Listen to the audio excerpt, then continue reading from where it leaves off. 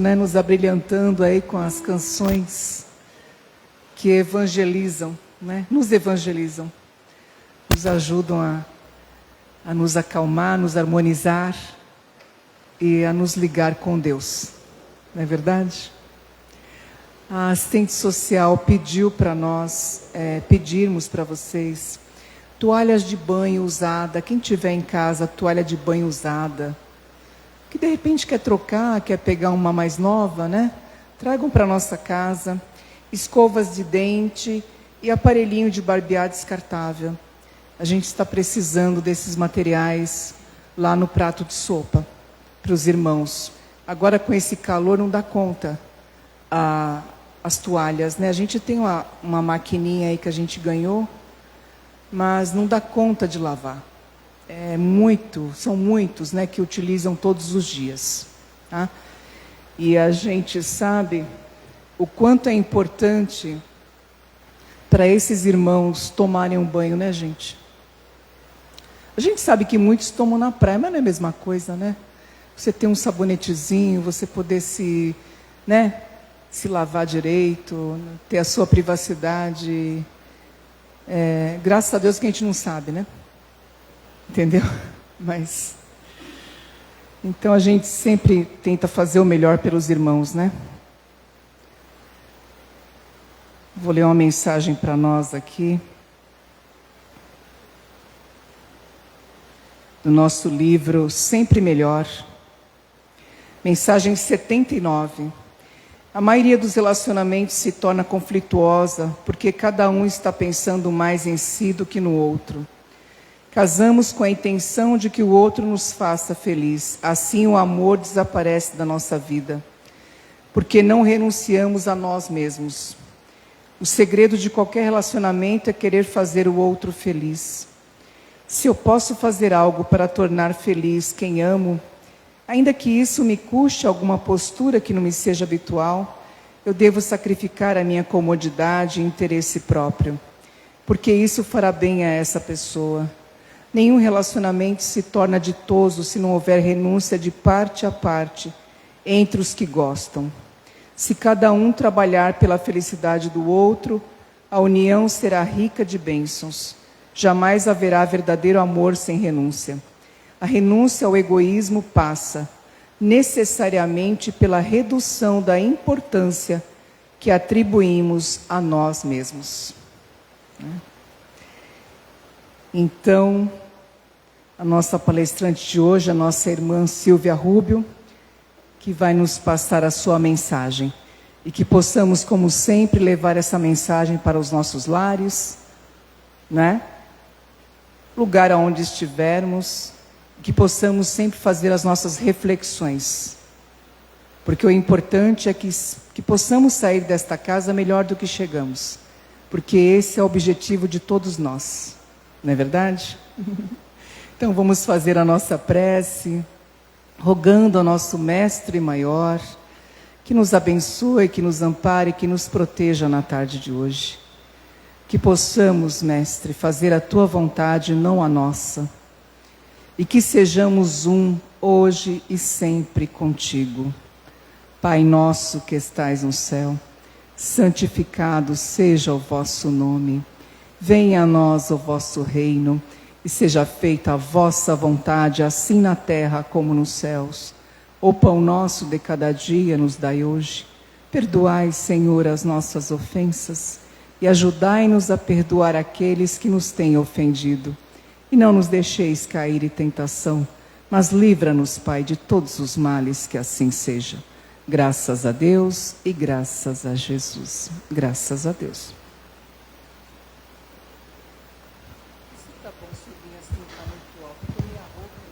Tá bom. Boa tarde. É com muito amor no coração e gratidão que a gente está aqui na tarde de hoje.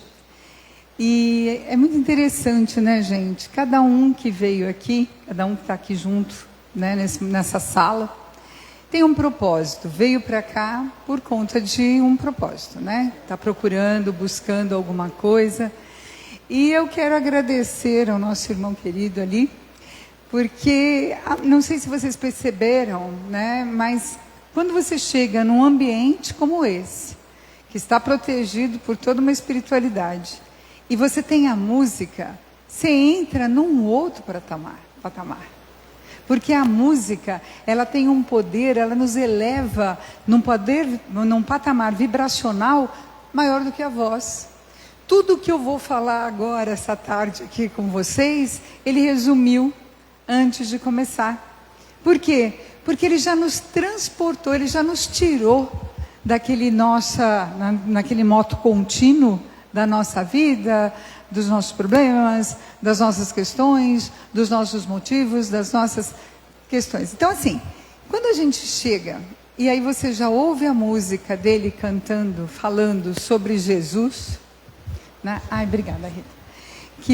Que a gente está, né? Que Jesus está na praia, a questão de que quando estava sozinho, que ele perde a fé, e que é exatamente nesse momento que Jesus fala que o carrega no colo. Então, todos nós estamos aqui hoje para esse encontro. Para o encontro do nosso eu superior, de tantos eus que habitam em nós, com Jesus. Nós estamos exatamente buscando essa questão das bem-aventuranças, né? Então, eu achei bem interessante quando o pessoal da casa convida, né, para fazer o estudo, essa coisa toda. Falei, poxa, início de ano, eu acho que é tão próprio nós falarmos cada vez mais da mensagem que o Mestre nos deixou. Então, outro dia a gente estava falando desse tema em outro local, e eu achei bem interessante o insight que veio, porque vocês imaginem o seguinte, gente, as bem-aventuranças, Jesus proferiu numa montanha, no monte, não é isso? Então, veja bem, naquela época não tinha microfone, né? Você não tinha nada disso. Então, imagina se fosse hoje e Jesus viesse aqui fazer o sermão, né? Ou estivesse. Ele está conosco em outro plano, mas digo, se ele novamente reencarnasse. Imagina os shows que a gente tem ali na praia, né?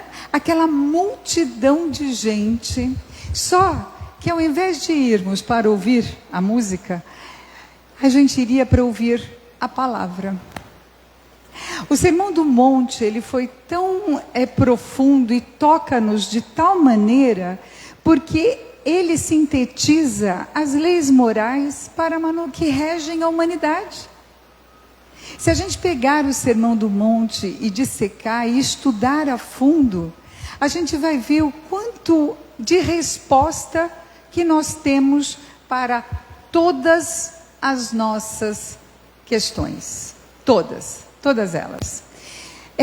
Se a gente pega o Evangelho segundo o Espiritismo, a gente sabe muito bem que Jesus foi a segunda revelação, onde ele vem nos trazer o amor como instrumento e modo de viver. E ele disse que traria um Consolador prometido, né? Então, que seria, no caso, a doutrina espírita.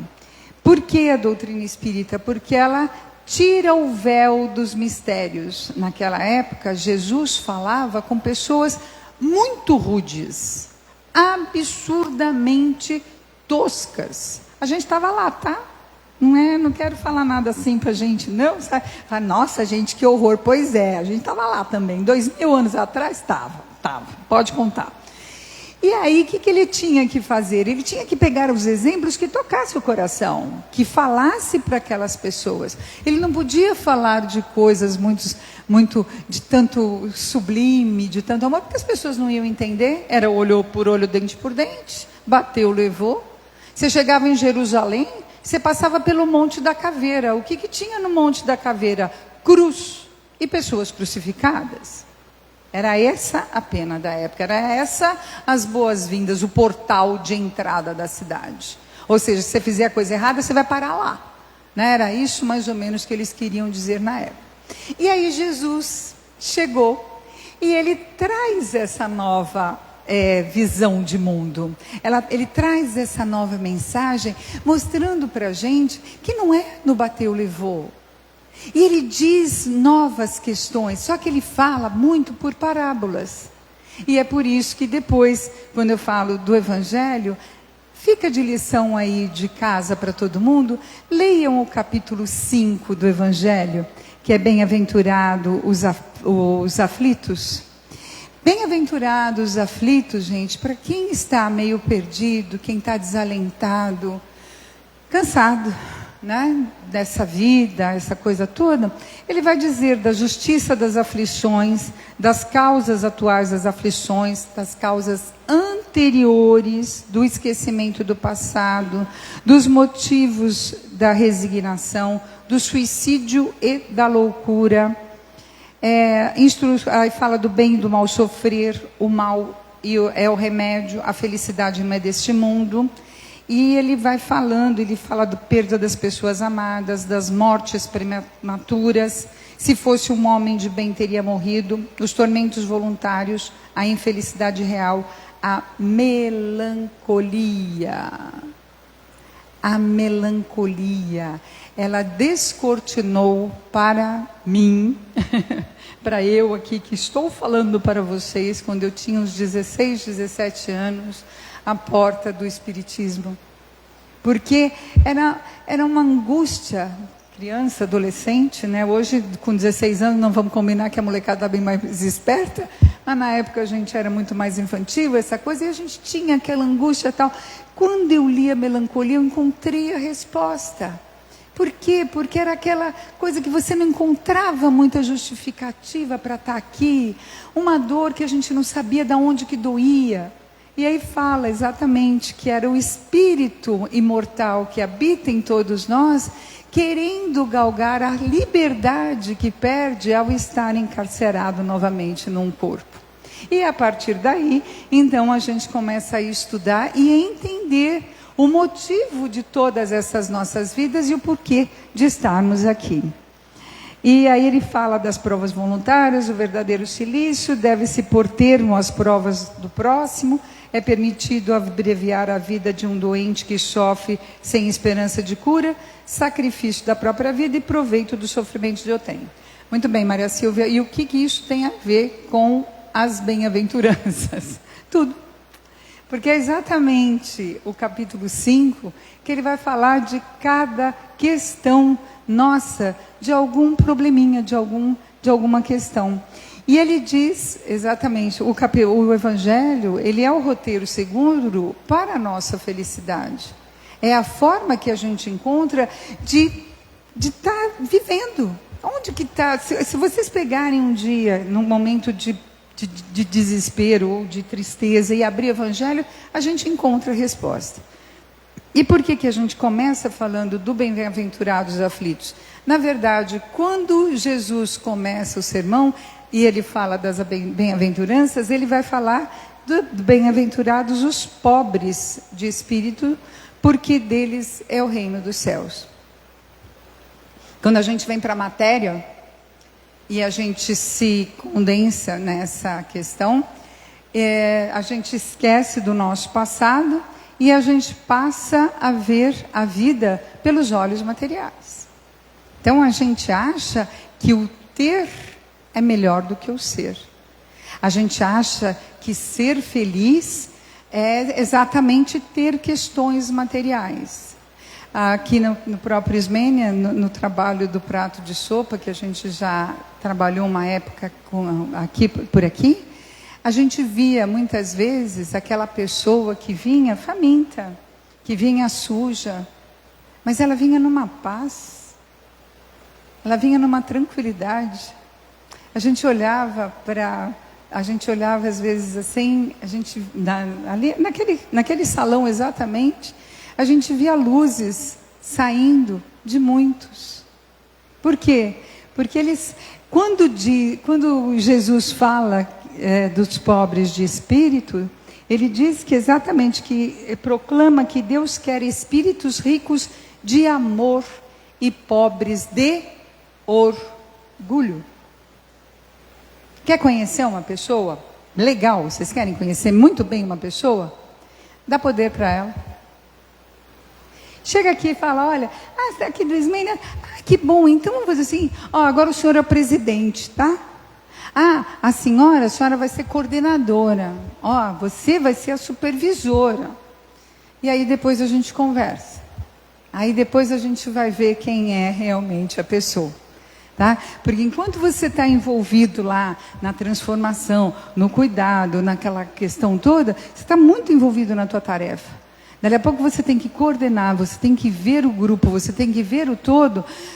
Aí, espera um pouquinho, não, sabe? Agora, hoje eu não posso varrer aqui não, porque agora eu sou presidente, agora eu tenho que tomar conta de outras coisas. Sabe, é uma questão muito, que tem tudo a ver com a questão da humildade. Os pobres de espíritos, eles são exatamente aqueles que têm a humildade como característica principal. E eu achei bem interessante quando ele diz que assim, que eles não têm orgulho, são humildes, que não se envaidecem pelo que sabem e que nunca exibem o que têm. Sem a humildade, nenhuma virtude se mantém. Então, é muito importante a gente entender. E quando a gente fala da humildade, a gente fala da humildade em qualquer lugar. Seja na nossa casa, seja no nosso trabalho, seja na rua, seja na padaria, no supermercado, num ônibus, no trânsito. Então, a verdadeira humildade, ela tem que fazer parte do nosso ser. Quem sabe realmente não diz que sabe. Né? O nosso trabalho como divulgador da doutrina é exatamente introjetar e vivenciar essas questões. Porque se a gente está aqui falando uma coisa, quando chegou ali na frente falar, não, sinto muito com você, eu não falo não, adiantou de alguma coisa? É da boca para fora? Não, não tem como. Os espíritos ricos são aqueles que acumulam tesouros que não se confundem com as riquezas da terra. Gente, daqui a pouco nós vamos embora. Como a gente falou, a gente tem um monte de eu dentro da gente. Quantas vidas nós já vivemos? E essa vai ter fim daqui a pouco. Ou daqui a muito tempo, a gente não sabe. O tempo não está por aí, né? Está por aí. Uma hora vai acontecer. E o que nós estamos esperando para efetivamente colocar em prática os ensinamentos de Jesus? Já são 2025 anos, eu estou 2.500 anos, eu estou desde ontem, viu? Falando de 2.500 anos. 2025 anos já, a gente está nessa luta, nessa batalha. Hoje nós estamos vivendo um grande momento de transformação da nossa terra, que é passar do estágio de provas e expiações para um mundo de regeneração. Nós aqui somos espíritos regenerados? Sinto dizer, amiguinhos, se fôssemos espíritos regenerados, ou se a maioria que já tivesse encarnado fosse regenerado, a gente não estava aqui fazendo divulgação da doutrina não, viu? A gente estaria aqui Francisco de Assis, estariam um monte de outros espíritos. Só que uma coisa que é muito interessante, quando Jesus vai para o monte e ele faz o sermão, os discípulos que se achegam, são os primeiros, claro que ele era o mestre, ele estava ensinando para eles. E quando os discípulos, ele escolhe, né, os discípulos, quando Jesus reencarna, vejam bem, Jesus participou da configuração e da formação da Terra há bilhões de anos. Há milhões de anos, quando a Terra era uma poeirinha, Cristo já estava, já era um espírito, Jesus já era um espírito crístico, e ele foi designado coordenador do nosso orbe, tá? Isso há milhões de anos atrás. Ok, aí quando ele reencarna e vem falar para a gente aqui das bem-aventuranças, ele tem que se apequenar. Imagina quanto tempo que ele teve que, a matéria, né, dele teve que se condensar, o espírito se condensar para caber novamente nessa matéria. Certo? Ótimo. Se ele veio, existia toda uma pleiade, existia um grupo de espíritos preparados, certo? Então os discípulos eram todos anjos, certo? Não. Nem um pouquinho, nem de longe. Nem de longe. Eles eram todos. Um era cobrador de impostos, Mateus. O outro era nervosinho e bravinho e raivosinho, que era o Pedro. O Saulo, que depois vira Paulo, ele era um doutor da lei. Ele perseguia, ele chegou a matar. Todos eles tinham medo, todos eles tinham insegurança, todos eles tinham questões. Mas eles venceram as suas características, as suas dificuldades e se tornaram discípulos. E por que isso? Por que Jesus já não veio com um grupo apostólico formado? Para mostrar para a gente que a gente pode chegar lá também. Sabe? A gente que é raivinha, a gente que tem vaidade, a gente que tem medo, a gente que faz um monte de besteira. Poxa, se a gente olha, fala, poxa, não tem jeito não, gente. Imagina que eu vou chegar até Jesus. Tem. Infelizmente, há 2025 anos, a gente não estava do lado dele, né? A gente não estava lá junto, no sermão, fazendo as coisas. Que se a gente tivesse, a gente estaria já num outro patamar de atuação aqui hoje como encarnados. Então, o que nós precisamos entender dessa situação de que da questão dos pobres de espíritos e das nossas características é que todos nós vamos chegar lá. Basta a gente querer. Ah, mas é simples assim? É, gente. É difícil? É, também. Mas o que a gente tem? A gente já tem o roteiro seguro. A gente já tem o roteiro seguro.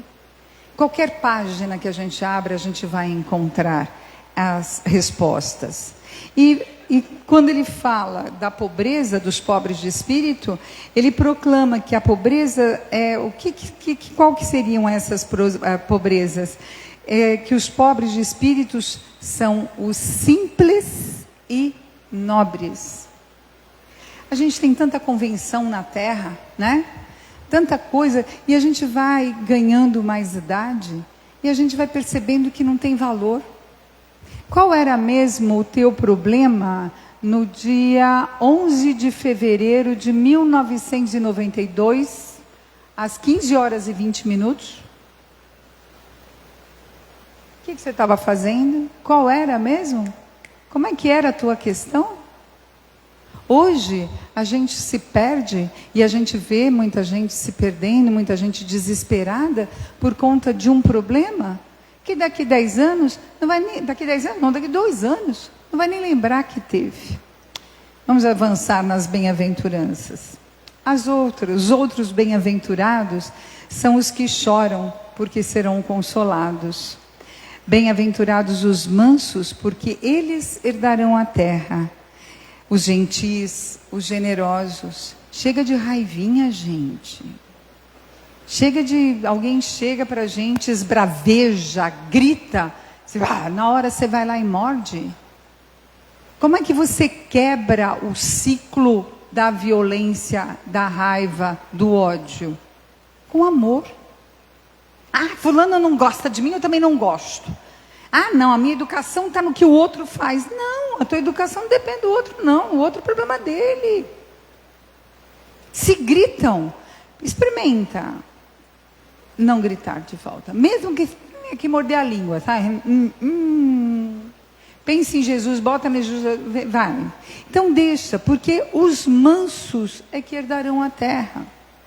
Bem-aventurados os misericordiosos, porque eles alcançarão a misericórdia.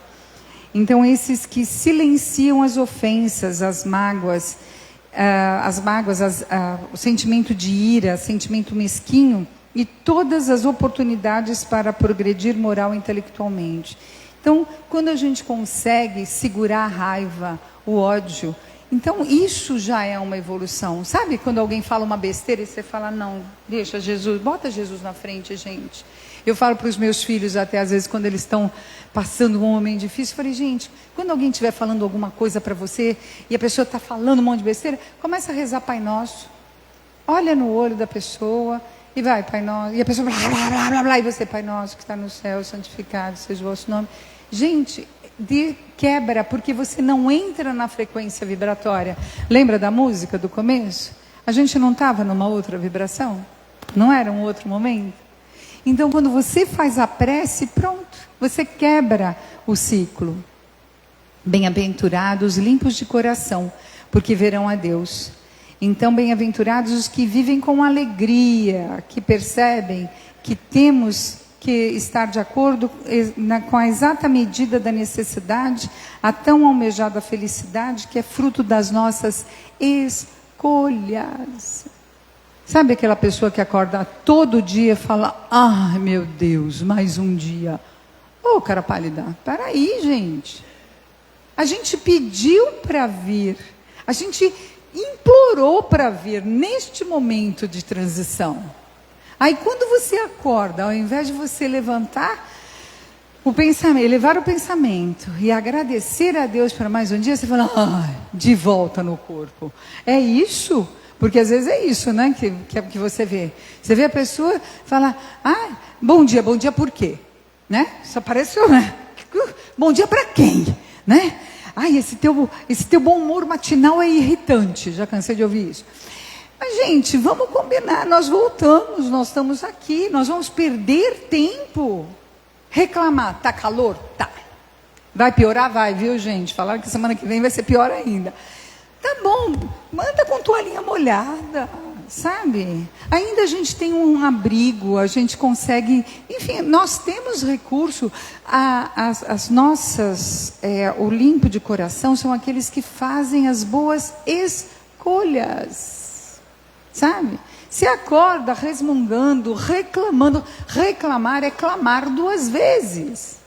Aí você... E outra, vicia, viu? Eu vi até um estudo neurológico... que o cérebro vai quebrando uma série de sinapses, e quanto mais você reclama, mais você vai reclamar. Para, gente, vamos largar de ser chato. Ser velho é incondicional, a gente vai ficar velho mesmo, né? Tamo velho e tal. Agora, ser chato é opcional, né? Então, vamos ser um velhinho bacaninha, né? Vamos dar risada, vamos ser felizes. Faz isso que eu falei, reza Pai Nosso. O negócio está difícil, bota o Pai Nosso na frente. Bem-aventurados os pacificadores, porque serão chamados filhos de Deus. Sempre que acontecer uma discussão, uma briga, um problema, coloca o Evangelho em prática. Nós estamos esperando mais o que da nossa vida? Conta para mim. A gente vai ficar, está esperando ficar milionário, trilhardário, ter? O que nós estamos agora, não é aliviar o nosso coração? Chegar, como a Rita falou agora no começo, né, que é para a gente sair daqui melhor. Não dá mais para a gente sair por aquela porta e ser a mesma pessoa que a gente entrou, gente. Não dá. Sabe? A mudança, a renovação, a regeneração acontece em cada um de nós, com as nossas escolhas. E é isso que é importante a gente levar para a nossa vida. Bem-aventurados os que têm fome e sede de justiça, porque eles serão fartos. Os perseguidos por causa da justiça, porque deles é o reino do céu. Então, bem-aventurados os que se compadecem dos justos e dos injustos, dos ricos e dos pobres, dos bons e dos maus, e que compreendem que somos todos devedores, em maior ou menor grau, no tribunal da nossa consciência. Quando a gente desencarnar, não vai ter lá um juiz com martelinho dando na cabeça da gente lá, ó, você errou, você errou, você errou. Não. Quem está fazendo isso, quem vai fazer isso, somos nós mesmos. É a nossa consciência. Porque na hora, eu tenho certeza que vai ser assim, gente. A gente vai chegar lá, desencarnei. Oh, legal. O que vai acontecer? Vai pegar o livrinho lá do nosso planejamento reencarnatório. Aí a gente vai começar a olhar e falar, essa não deu, né? Essa daqui eu estava cansada, né? Essa daqui, puxa, me convidaram para ir lá para uma festa. Aí não fui no estudo, não. Eu resolvi ir para a festa. E esse daqui, eu estava com dor nos quartos, sabe? Nos quinto, né? No sexto e tal. E aí, puxa vida. Aí falaram que precisava fazer lá o prato de sopa, mas, puxa, eu estava com doendo aqui, né? E aí eu ia ficar em casa, ia ter o último capítulo da novela, né? Vocês entenderam, gente? Claro que a gente está... meu marido às vezes até briga comigo e fala, poxa, se você tinha que falar sério. Eu falei, não tem que falar sério não, porque quando a gente brinca, quando a gente traz leveza, isso não está dizendo que a gente está ironizando ou desmerecendo, ao contrário, a gente está trazendo para o nosso dia a dia. Ser sério não significa ser sisudo, não significa você mudar o tom da voz, não significa você mudar o seu semblante. Olha quando muda, quando você coloca um sorriso nos lábios. Sabe? Se traz leveza, gente. Bem-aventurados sois, quando por minha causa vos injuriarem e vos perseguirem, e mentindo, disserem todo o mal contra vós. O que acontece com todos os discípulos e os seguidores de Cristo nos primeiros anos do cristianismo? São todos martirizados. Todos martirizados. O único que morre de morte natural é João. João que fica para cuidar de Maria, né? E ele escreve o Evangelho. Então é o único que morre de morte natural. Os outros todos são martirizados. Agora hoje, em 2025, nós estamos esperando o que para sermos os seguidores fiéis de Jesus? E para terminando, né, ele diz que regozijai-vos e exultai, porque é grande a vossa recompensa nos céus, pois assim perseguiram os profetas que viveram antes de vós. Quando Cristo fala das bem-aventuranças, e ele fala dos grupos, dos pobres de espírito, dos que choram, dos mansos, dos misericordiosos, dos limpos de coração, dos pacificadores, dos que têm sede de justiça, dos que são perseguidos pela justiça e porque que foram injuriados e perseguidos em seu nome. Nesses grupos você encontra Jesus. A bem-aventurança é exatamente um mapa para nós encontrarmos o Cristo. E quando a gente chegar próximo a esses, aí sim a gente encontra paz no nosso coração. E Gandhi, o homem paz, ele afirmou